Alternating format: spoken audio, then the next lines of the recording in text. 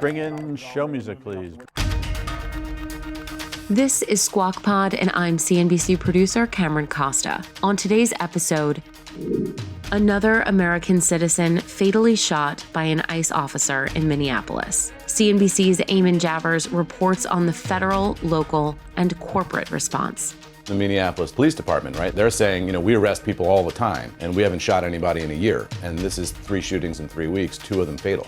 After that shooting, funding for the Department of Homeland Security prompts a standoff on Capitol Hill. CNBC's Emily Wilkins reports. Senate Republican leadership, they are not planning to remove DHS funding from this larger package. That increases the chances of a partial government shutdown.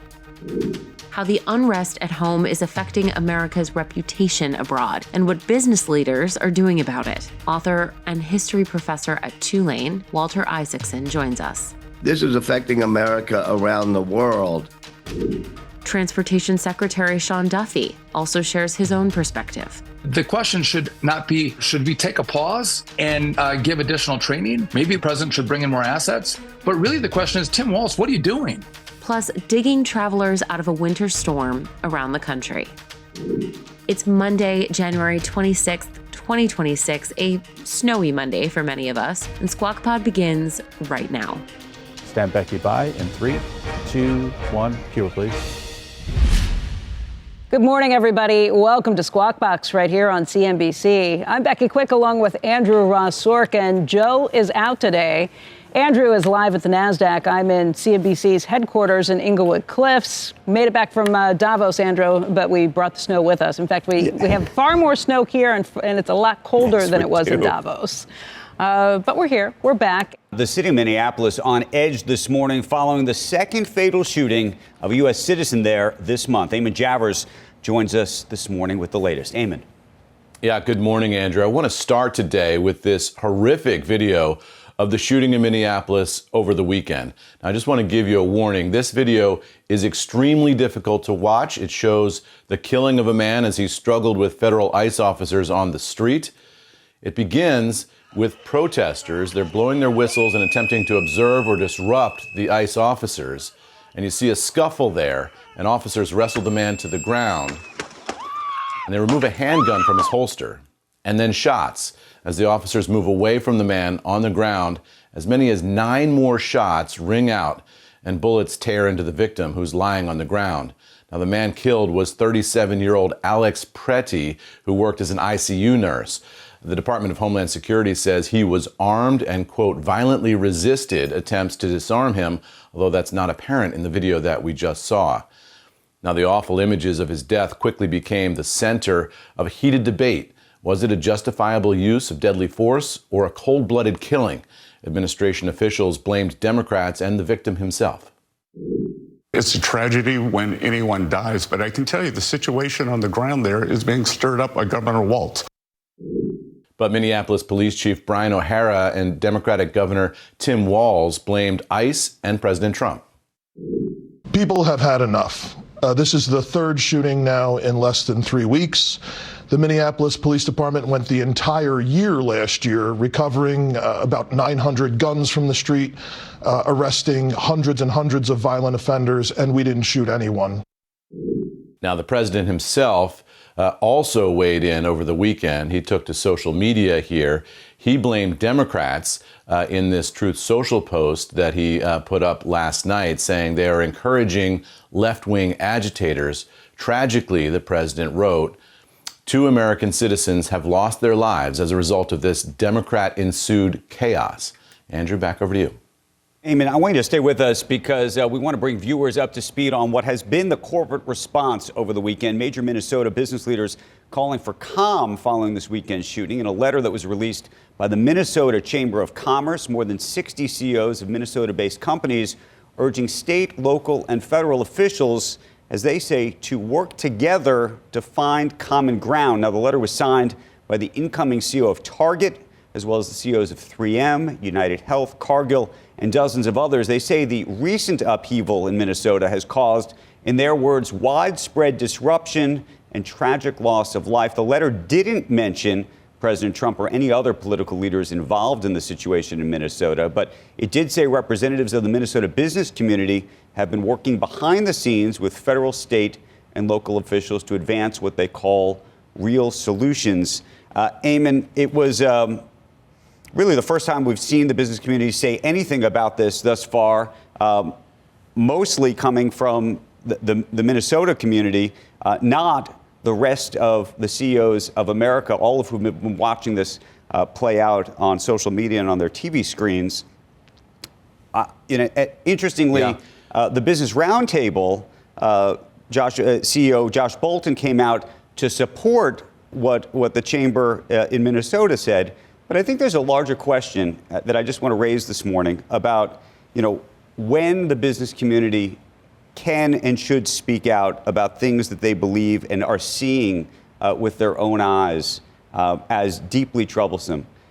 Even if you believe that these officers were scared for their lives and acting in good faith in that moment, it is clear that the training that they have that has led to this situation is problematic. And I use the word training because I think that's a word that the business community understands. The business community trains its employees. And I think when you have circumstances like this, now 2 times in 3 weeks, where clearly things have ended tragically and terribly, most business leaders stand up and they press the pause button and they say, we need to rethink how we're doing it. That's not to say we shouldn't be dealing with illegal immigration. It's not to say we shouldn't be dealing with folks who assault others. But clearly what is happening is not working. And I would just call, literally, if you are watching this and you are a CEO watching this, for folks to raise their hand. And I know people are scared of raising their hand, and I think it can be done collectively as the chamber did. But I do think there's an opportunity. I think this is one of those moments where you do. I do want to show you, by the way, I don't know if you saw this, Eamon, Jamie Dimon actually That's what did I was just step going to out say. Jamie Dimon did say something. And look we what have a tape happened of that, in the and I want aftermath. to, Becky, I have a tape of that, and I want to show that tape right now. I don't like what I'm seeing, with 5 grown men beating up little women. Okay, so I think we should calm down a little bit on the internal anger about immigration. The reasons I wanted to show that tape is, A, he had the courage to say that, and I think that's about his moral conviction rather than marketing or something else. But the other piece of this is that a lot of CEOs in America are scared of retribution. And the truth is that Jamie Dimon potentially, and we will see what happens, is now in the crosshairs of this administration. Not necessarily for those comments, but for other things that he has said, and the president, the administration suing Jamie Dimon and J.P. Morgan for, quote unquote, debanking the president after January 6th. So I recognize that Andrew, it is a just super the day after situation. Jamie Dimon. Yeah, go ahead. Just the day after Jamie Dimon made those comments, I was just going to say, just the day after Jamie Dimon made those comments, that's when you saw the president hit him with a $5 billion lawsuit, right? So there is the specter of retaliation, although the folks involved say that was not related. That's what I wanted to say. The comment of last week in Davos was unrelated insofar as the president had actually previewed about a week or 2 earlier that he intended to sue J.P. Morgan, in fact. So. But nonetheless, I think there's a question about lawfare, and I recognize that there's a lot of CEOs who don't want to raise their hand. But my prayer is that at some point they do. And I would also suggest for those who actually have the ear of this president and don't want to offend him, but talk to him regularly and do so privately, that there's a conversation to be had. Because if there's no conversation being had, I think it's hard to say when we look back on this period of time, being on the right side of history. I really do. Yeah, it's hard, Andrew, because you look at that statement from the Minnesota Chamber of Commerce, and it is anytime you're going to get that large of a number of people to agree to a statement, it's going to have to be ironed pretty flat. And that statement, calls for people to come together. It calls for a de-escalation, but it doesn't call for ICE to be out. It doesn't of the state. It doesn't criticize any particular political leaders. It doesn't criticize law enforcement or the ICE officers themselves. That a lot of the sharp edges of what some of the people might have wanted to say are clearly not there as they clearly sought to find some consensus about what they could agree upon. So when you get that large number of people weighing in together collectively, it kind of gets flattened out a little bit. I mean, that statement is fairly innocuous in terms of what fairly innocuous, and that's why I think the answer, at least in the moment, and this is why I put it in the language of training and process, is pause. Doesn't mean you have to change your strategy long term. It doesn't mean you have to be, saying that this is the wrong way to go for the future. It just means that you pause, you reassess how you're doing it, you think about the training, you think about the process, and hopefully there can be a moment where if this is the strategy they want to pursue, they can go back and pursue it, but they can do it in a way that doesn't end in these tragic deaths. Yeah. I mean, you go to the point of training, Andrew, and the question in my mind watching this video and the other fatal killing is that moment where the ICE officer takes the gun out of the holster, right? They're armed, they've got the gun on the hip, and then at some point they make a decision to draw their weapon and point it at the protester. And in both of these cases, you wonder why that had to happen. There are people who argue that in the first case, the officer felt his life was in danger from the vehicle. In this case, you had a man who was armed, but who was on his hands and knees on the ground, and you wonder what is the decision point where an officer is drawing their weapon and pointing at the protester at the ground. That's the point, sort of the point of no return, beyond which it gets very difficult to avoid a tragedy. And that's why I say, Eamon, you can believe that these officers, you can believe these officers were acting in good faith. You can believe these officers were scared for their life. I will not try to dissuade you of that view. But at the same time, clearly there's training, and I think we've seen example after example where this clearly doesn't happen repeatedly with other officers who have been trained saw that in these circumstances. You saw that from the Minneapolis police department, right? They're saying, we arrest people all the time, and we haven't shot anybody in a year. And this is, 3 shootings in 3 weeks, 2 of them fatal. Eamon, I want to thank you for your report. I'm sure we're going to be talking to you a lot more. The Senate getting back to business this week, and lawmakers could be facing another potential shutdown. Emily Wilkins joins us right now with more on that. Emily, good morning.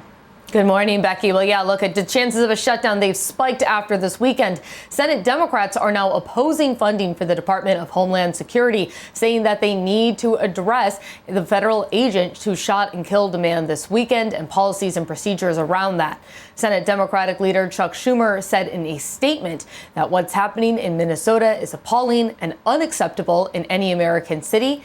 Democrats sought common sense reforms in the Department of Homeland Security spending bill, but because of Republicans' refusal to stand up to President Trump, the DHS bill is woefully inadequate to rein in the abuses of ICE.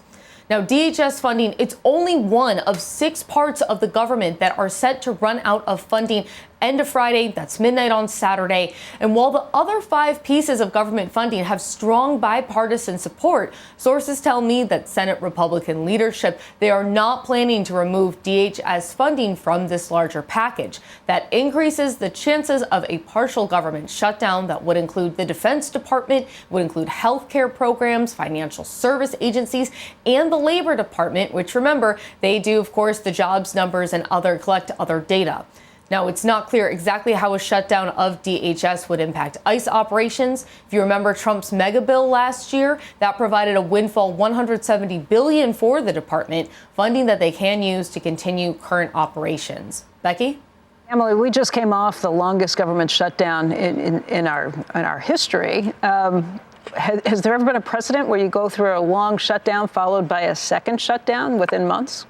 I mean, Becky, that the last shutdown, as you mentioned, was historic in terms of how long it was. And frankly, it was something that senators continually told me on both sides of the aisle that they wanted to avoid. And it really seemed up until this weekend that they were going to be able to do so. Democrats had gotten some reforms in the DHS bill to address some of the things that were going on, things like funding for body cameras. But I think what you saw this weekend, the response that you've seen to it, you've seen Democrats who have partnered with Republicans repeatedly trying to open the government government last time, who are now saying, look, there need to be some changes made. There needs to be a discussion about how to go forward. And until that happens, we cannot support additional DHS funding. And Jeremy Siegel, the professor, just told us that this is a big issue that could impact the markets as well. Emily, thank you. Emily Wilkins. All right, to our other top story of the day, the huge winter storm that's blanketing a large part of the country with snow and ice, knocking out power and upending travel plans. Phil LeBeau joins us for that. And Phil, if you were planning on traveling, good luck. Well, if you haven't changed your plans, they're going to be changed for you for most of the people who are headed to the major airports on the eastern half of the United States. The big cancellations probably happened yesterday, though there are a substantial number today. Between yesterday and Saturday, there were more than 16,000 flights canceled. Today, there have already been more than 3,600 flights canceled. That number will increase, though I don't think it's going to get up to that 12,000 mark that we saw yesterday. We're starting to see the storm pull away here in Chicago. Dallas-Fort Worth may start to improve. So as you start to see some of the airports in the central part of the United States get a little bit back to normal, things might start to improve. But again, we're still in the heart of this, and we will be today, probably tomorrow as well. East Coast airports scrapped thousands of flights. Take a look at the major airline stocks. We're talking about American, Delta, Southwest, United. Most of the airlines, and I've talked with all of them over the weekend, they have repositioned their aircraft as much as possible. They do not want to have their aircraft did not want to have their aircraft sitting at a place like LaGuardia if they could avoid it. So they moved them out if possible. Nonetheless, you see the airline stocks under some pressure today. Not sure how long this lingers around, nor is it clear, guys, what the economic impact is going to be from this. The reason being that there was so much advance notice that the airlines were able to, as much as possible, get out in front of this, cancel a number of flights in advance, and also this is the slowest month of the year for airline travel. I asked the people at Cirium to do a check on all of the weekends last year. If you do that comparable same weekend, January 24th and 25th, it was the fourth slowest last year. Probably is going to be the fourth slowest weekend of the year here in 2026. Bottom line is this. It's going to be a mess today. This will have an impact on travel continuing today, probably into tomorrow as well, and that's when you start to see things really start to improve and normalize. So maybe middle of the week, don't worry about it. If you have plans Wednesday, Thursday, and beyond, you're probably okay? Probably okay. Your major airports will come back much quicker. That's always the case here. Your regional flights, it's a little dicier, to be honest with you. It's unclear how quickly some of them, especially in the South, are going to be able to get back and ready to put their aircraft in position. So, look, the worst of it has gone through probably. Today's going to be bad, though. Tomorrow it really starts to improve, and then Wednesday and Thursday should be back closer to normal. Okay. Phil LeBeau. Phil, thank you very much. And by the way, folks, a programming note for you. We're going to be speaking with Transportation Secretary Sean Duffy. Don't miss that interview. Canadian Prime Minister Mark Carney says that his country has no intention of pursuing a free trade deal with China. That message coming after President Trump threatened to hit Canada with 100% tariffs on exports if it made a deal with China. The back and forth coming against a backdrop of rising tensions between the United States and Canada. Last week, President Trump withdrew an invitation for Canada to join his new Board of Peace after Carney warned at the World Economic Forum against economic coercion by the world's superpowers. On Saturday, President Trump posted on Truth Social that China will eat Canada alive if the two made a deal. But earlier this month, the president was supportive of a trade agreement that Canada and China had reached to reduce tariffs on electric vehicles and canola oil.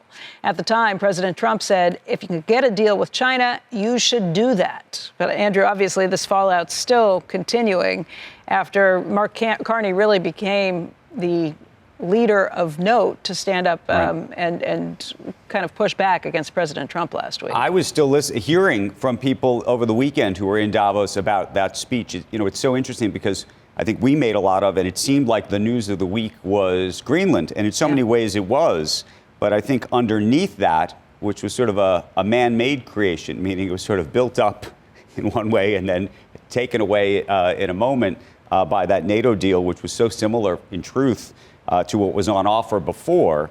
But that underneath it, the big conversation remains actually what Mark Carney was talking about, which was ultimately what happens to the allies and relationships and loyalty between so many different countries that have been working together for so many years. And this idea of effectively partnering with China, our neighbor partnering with China, and what that could potentially mean. It felt to me at the time that it was really more of a situation where you have to use China to play off of us. I mean, it's smart. It's probably what I would do in that scenario. But it's interesting how he became the person who really took the brunt of the pushback on any of these things that happen. By the way, I'm impressed that you're here. I didn't think you were going to make it back because you were supposed to fly Sunday, so impressive. I was. I got on a standby flight on Saturday and got off the standby, so. Well done. Well done. It all happened. You know, Dom Chu actually spent the night here at CNBC headquarters, and it was pretty creepy. He showed me the picture. It's one thing to not have people around, but to not have people around and not have lights on in a place this big and dark, yeah, I'd be a little creeped out.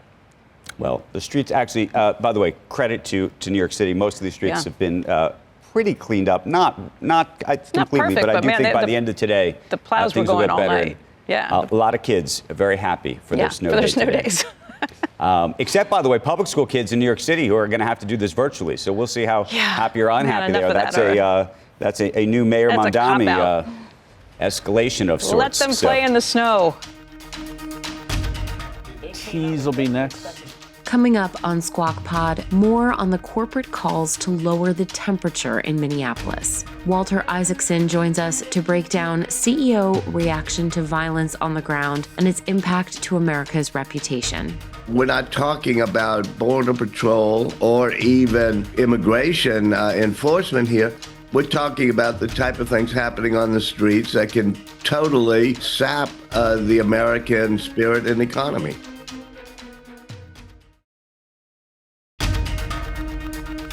This is Squawk Pod Today with Becky Quick and Andrew Ross Sorkin. The city of Minneapolis on edge this morning following the second fatal shooting now of a U.S. citizen there this month. Major Minnesota business leaders calling for calm. In a letter that was released by the Minnesota Chamber of Commerce, more than 60 CEOs of Minnesota-based companies urging the state, local, and federal officials to work together, they say, to find common ground. They are not working together in this moment. The letter was signed by the incoming CEO of Target, the CEOs of 3M, United Health, Cargill, and dozens of others. And joining us right now is Walter Isaacson, author and advisory partner at Perella Weinberg, also Tulane history professor. Walter, it's great to see you this morning on what has been a tragic weekend, a bit of a Rorschach test once again for the nation as we continue to watch these videos on television, social media, and the like. And the big question this morning is what you think the role of business leaders should or should not be about speaking out either publicly, privately, or otherwise. I think throughout our history, there have been times when business leaders step forward. You were just at Davos, and Larry Fink has been one of those leaders. And in this moment when he's the de facto person running Davos, I think people like him should speak out and say this is not just an issue for civic local issues. This is affecting America around the world. And I think we have to also look at the larger perspective, which is there's been a whole lot of immigration. Davos, in some ways, was helped create the international order of free movements and free people. You're seeing a backlash against that right now, and you're seeing an administration in America that's exploiting the tensions and the backlash about immigration to do things that are clearly against the spirit of the Constitution. So what is the path forward? You talk to a lot of business leaders, especially tech leaders. It's my view, by the way, Walter, that there's clearly no matter what you think, there's a training and process issue. The fact that these are the results of what's happened suggests that there's some kind of larger systemic issue. That's not to take away from the idea that we shouldn't be enforcing illegal immigration or if people are assaulting other people, but that for whatever reason, between the process, the training, and the accountability, in that there's been, at least in the previous example of this recently, an effort not to investigate how this is supposed to work. Yeah, I mean, what we're seeing are tactics on the streets of our city, the like of which we haven't seen in a long time, with people wearing masks and not being accountable, and nobody saying, or a few people saying, let's look into it. Now you're having Republicans such as Bill Cassidy say, no, we've got to start looking into this thing. And I think at some point, there just has to be a national consensus that we're not talking about Border Patrol or even immigration enforcement here. We're talking about the type of things happening on the streets that can totally sap the American spirit and economy. But here's where the rubber meets the road, Walter. We've seen over the last year that if, in fact, you speak out against the administration and their efforts, it is possible that there will be retribution. And so you have a lot of CEOs the worst part of it, who do not want to say anything. That is all the more reason to speak out. You know, the greatest speech given at Davos was Mark Carney, of course. In fact, I think that may have been one of the most significant speeches given since the Iron Curtain speech that Winston Churchill gave exactly 80 years ago. And part of it was the sign in the window, which is everybody just goes along. The tale that Carney told is that in communist Russia, people would put "Workers of the World Unite" signs in the window. But at a certain point, he said, none of them believed that. At a certain point, when you started taking them down, the whole system crumbled. You have people lining up looking like vassals at Davos behind a rope, hoping to shake hands with President Trump. When that type of servility and kneeling before somebody acting like a king, when that recedes, I think it'll happen quickly. Walter, what do you say to the viewer? And there are many who have tweeted in this morning that are ardent Trump supporters, that believe that immigration is a massive problem in this country, that believe that ICE officers are doing what they're supposed to be doing, and that it's inappropriate for business leaders to be talking about any of these issues. Well, I think that the massive immigration that came into this country became a problem. I think there's a lot of truth to it. That's why this is a difficult problem, because there was a problem that had to be solved here. Doing it this way, in ways in which we're seeing people just being killed on the street without any accountability. Now, maybe you do an investigation, maybe certain things would justify, but you got to have accountability in our law enforcement officers. That is fundamental to the American system.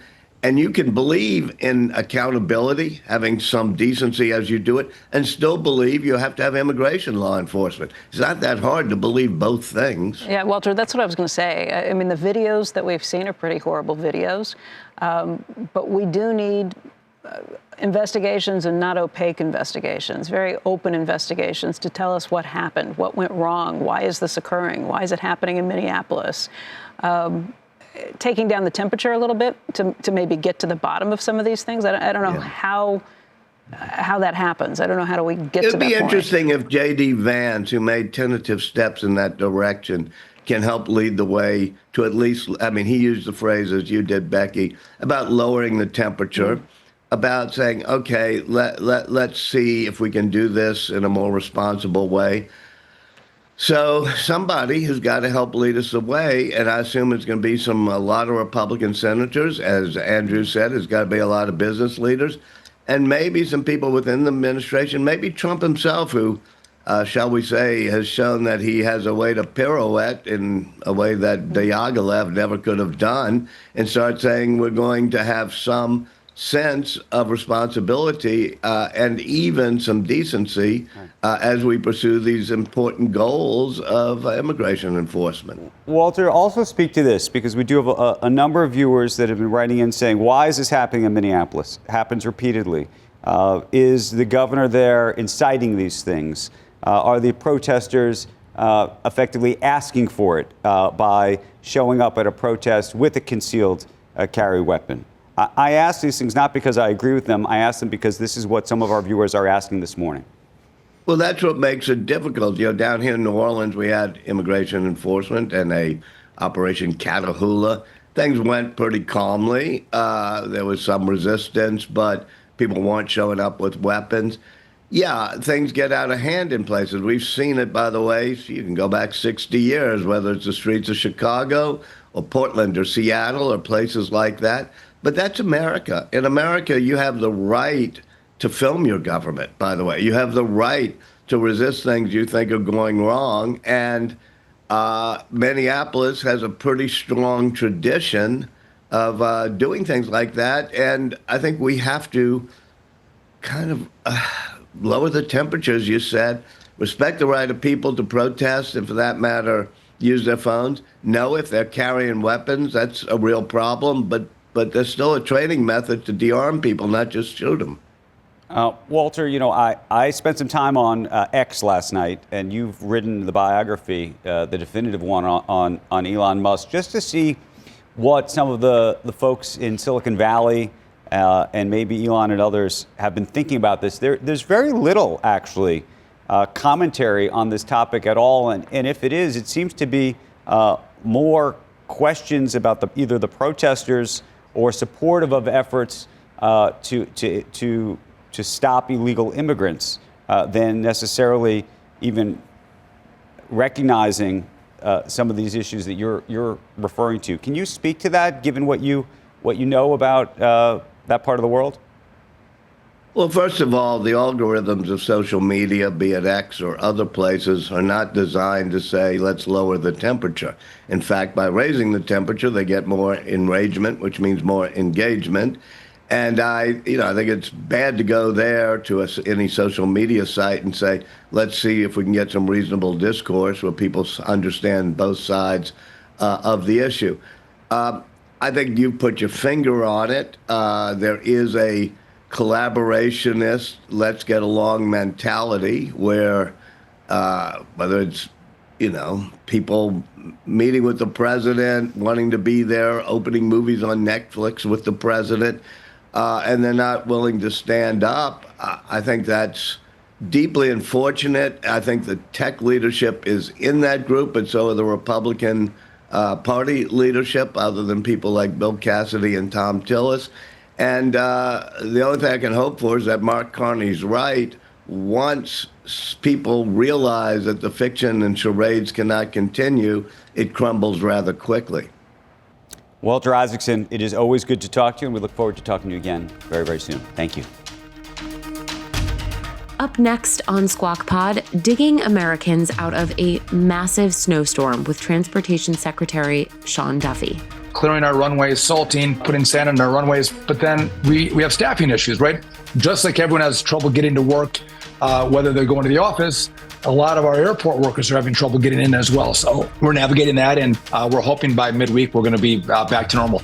Plus, how he is thinking about the fatal shootings of U.S. citizens at the hands of federal ICE officers. We'll be right back.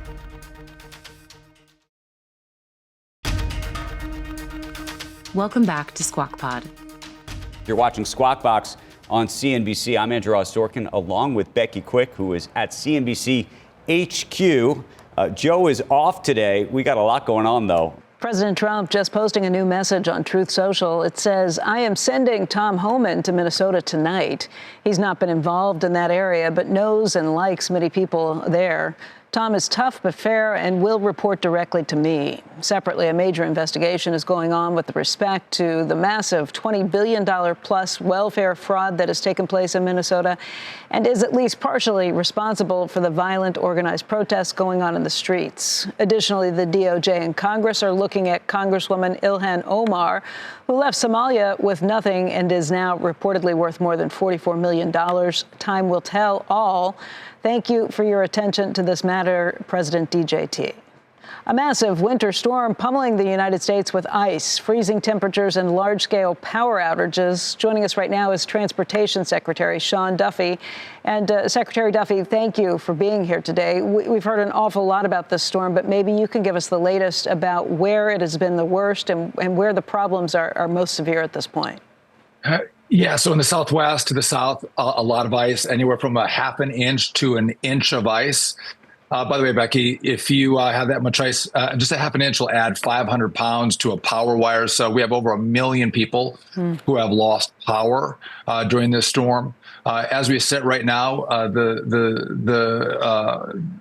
the snow is subsiding in the Northeast, and so now it's dig out day. So we have our trucks, our plows, our salt trucks on the road, clearing the way. We have some lanes that are closed across the country, so we plow and salt. We have reduced speed limits in New Jersey and Pennsylvania, Rhode Island, Vermont. Commercial vehicles have been banned, at least thus far, from the roadways. And I guess my message is, if you can stay at home, if you can work from home, you should give our DOT workers the time and space to clear the roadways, make them safe again. Yesterday was the largest cancellation day since March of 2020 when COVID hit. So it was a massive disruption in aviation. Today, we're already over 4,000 cancellations, almost 10,000 delays in the airspace. And so that's digging out, right? That's clearing our runways, salting, putting sand in our runways. But then we have staffing issues, right? Just like everyone has trouble getting to work, whether they're going to the office, a lot of our airport workers are having trouble getting in as well. So we're navigating that, and we're hoping by midweek we're going to be back to normal. Just one other point. This storm is unique. You get the ice and you get the snow. And on top of that, we have now a cold weather snap that comes after it. So in the south, again, it's going to be below freezing until midweek. In the Northeast, it's going to be until the end of the week. So it makes it more challenging to navigate the ice that's fallen over the last 3 days. I guess the silver lining on this is that there was plenty of warning about this. People were able to not only get themselves prepared at home, but also you had the airlines that were moving many of their planes and their people out of the way. If you look ahead, when do you anticipate that we'll kind of get back to normalized schedules? Is that a one-day issue? Is that a 2-day, 3-day issue?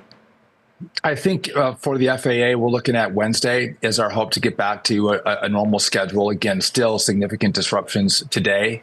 And so our hope is on Wednesday. And then you have to navigate those, those who had their flights canceled, they can get a full refund, or they can get a credit if they want, and they won't travel. But some still have to travel and they were canceled. And so we're going to have more capacity as we come back to a full running schedule.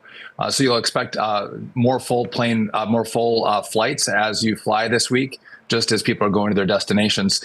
But again, Wednesday is our target date to get back to normal. Mr. Secretary, you mentioned the power lines that are down. That's been a huge issue, particularly when you think of the cold weather coming behind it, the snap freezes. It's going to take longer to get those fixed.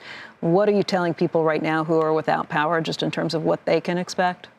Well, again, we've deployed, this doesn't fall under DOT, but Energy has deployed the line trucks across the country in anticipation that there was going to be ice and sleet. And so, again, this is just, a slow and steady work to get everybody back online. And what's great about our linemen is they will deploy from around the country to these targeted areas, whether it's a hurricane or whether it's a snowstorm like this. They come in from parts that aren't affected and assist their fellow partners in states. So, but again, this hit 40 states. This was a massive storm. And so it's just going to take a little bit longer, but I know they're working overtime to make that happen. And by the way, our truck drivers, our snowplow salters, they come in, they're working massive hours to make sure our roadways are clear. I want to thank them. I know our truck drivers, we've cleared the hours of service for them so they can drive a little bit longer on the roadways that are open so they can get food and other critical assets across the country. We'll randomly do that in emergencies. We've done it during this one to make sure they can deliver, again, critical assets. Yeah, we did talk earlier this morning about the local plow drivers, both in New Jersey and New York City, doing a pretty remarkable job. Andrew and I both noticed that on our way in this morning. Mr. Secretary, I know this is not your purview either, but we just read this Truth Social statement from the president about sending Tom Homan to Minneapolis. What's happening there? How does this resolve? How do we get to a better place? Yeah, I think that's a great question. How do we get to a better place? Again, I've been focused on the storm, but I was a former prosecutor. And again, everyone has a right to protest. You can go out with a sign and a whistle and you can protest ICE. as they're arresting criminal illegals who are in the country. But listen, you can't impede their work. They're enforcing federal law. Those are the laws in the books that they're enforcing. And to think that you can, you get in their face, you can impede their efforts to arrest violent criminals, you can ram their cars and throw, ice bricks at their vehicles. Listen, that's just fully unacceptable. And I think we found ourselves in this situation after Joe Biden let, 10, 15, 18 million people into the country. And then Tim Walz has chosen not to enforce the law. Again, you can protest all you want, but we start to get to some very dangerous territory when leadership in Minnesota will not push back on their protesters who are, again, getting in the way of ICE officers who are doing their good work to arrest people who really don't belong in the community. So again, I think leadership could take the tensions down, but the alternative, Becky, would be, does President Trump say, well, we're just going to allow violent illegals to stay in Minnesota or in any state throughout the country? I think the answer to that is no. I would just note that in Texas, they have arrested and deported 10 times the number of people in Minnesota. But in Texas, the state government has partnered, local law enforcement has partnered with ICE. I mean, these aren't the good people who you think have been here for 15 years that are working a construction job or doing a different job. The president's going after the violent element of those who've come into the country illegally. I don't know why Tim Walz is trying to defend them during this very critical time. Have your people stand down.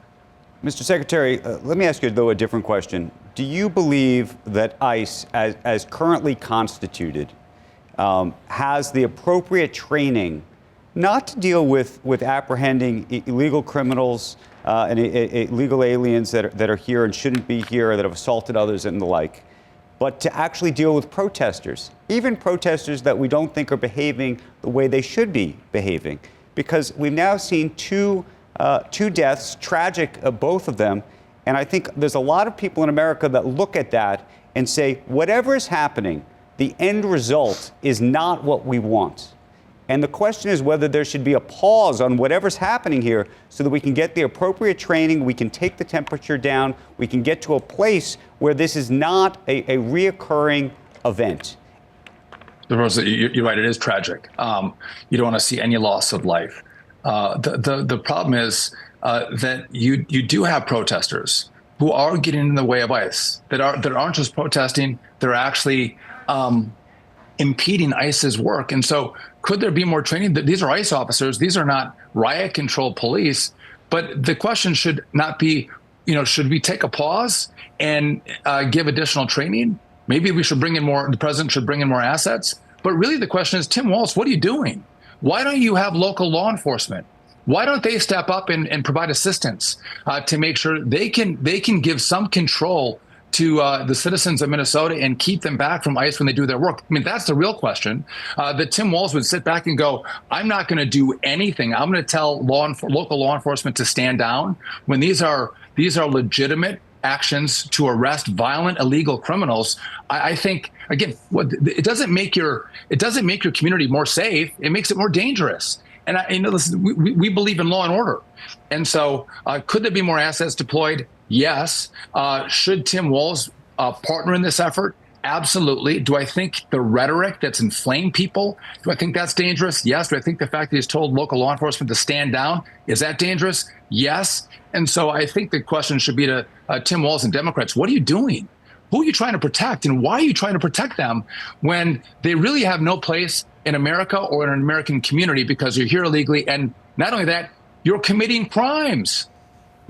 Mr. Secretary, just on that point, I don't think anybody would defend and say that we want any violent criminals here. There have been cases where it has not been that, where it's been a 5-year-old on their way to school. Those are the cases that have gotten some attention and I think concern people. Well, again, you can pick and choose. Was every intelligence binder accurate? Most of them are. But again, by and large, as a position of the Minnesota government, is they're not going to cooperate. They're not going to help. And what does that tell you, Becky? Is they probably want these people to be in their community. They don't want them arrested. They don't want them deported. Yeah. Even in the prisons, in the jails, they have violent illegal criminals, and they won't tell ICE. So what's the purpose behind that activity? Why are you defending those people? Do they make your community richer and stronger and safer? The flat out answer to that is no. Mm-hmm. And so the president believes in law and order. He's going to step in and make sure that the folks that don't belong in this country aren't in the country. Yes. And again, it's easier if Tim Walz would partake in that effort. And again, tell your people to calm down, protest. Bring your whistle, bring your sign, but you can't get in the way of law enforcement, especially when they're going to arrest someone or they're driving through a community. You can't use your car and ram them. Mm-hmm. Like, what's happening in America when there's such a lack of respect for law enforcement doing a legitimate job that you're going to attack them who are trying to keep you safe? I think it's a mind-numbing exercise that we're going through. And frankly, we shouldn't be in this situation. And we're here because of Joe Biden letting millions in and Tim Walz not willing to cooperate with Mr. Secretary, ICE officers. Do you think that there's any responsibility among the ICE officers, though, to be able to deal with these things in a way that does not end in tragic death? I mean, I do think that, you've blamed Tim Walz, you blamed Biden, you blamed lots of people that have not shot people. You go back and look at what's happened in Minnesota over the years, even in the past 2 years. Hold on a second. No, you're talking about shooting people. I mean, you had a woman who was using her car to ram ICE vehicles as they were in a legitimate operation. Again, we have an officer who had his finger bit off. You have officers who are trying to do their job and they're getting rammed and pinned in by other vehicles. This gets to be very, very dangerous. But this goes to the training story, Mr. Secretary, because you look at some of those videos and they've become a Rorschach test. And people look at some of those videos, including the police officer who was standing in front of the car, something that everyone has been trained in the military and police not to do, and yet they did. And the question is, should there be accountability? Should there be proper investigations? Should there be investigations that Americans can believe in? And part of what's happening here is that you have the federal government coming out we should investigate everything. Go ahead, sir. The president said we should investigate these, and I agree with him. But again, if you come to a protest with a 9mm firearm, that's fine. I believe in the Second Amendment. But you stand on the sidewalk and you hold your sign. You take that 9mm and you start to engage with federal ICE officers, and then you resist arrest. Listen, I don't want anyone to die. But also, this becomes very, very dangerous when you start to take protesters and encourage them to interface with ICE officers who are doing their work. Again, Tim Walz, stand up, get your law enforcement to support. Is this the federal side or is this the state side that should be enforcing? Secretary Duffy, thank you for discussing all of this with us today. We appreciate your time. We know you're working hard to get things up and running again with the storm, and we do hope to see you again soon. Thank you very much. That's Squawk Pod for today. Thank you for listening. Squawk Box is hosted by Joe Kernan, Becky Quick, and Andrew Ross Sorkin, weekday mornings on CNBC at 6 Eastern. To get the smartest takes from that TV show right into your ears, follow Squawk Pod wherever you get your podcasts. Seriously, follow us. You'll see there are a number of episodes from our trip to the World Economic Forum in Davos waiting for you on the Squawk Pod feed. You go check those out, and we will get ready for another big day of coverage. Have a great day. We are clear. Thanks, guys.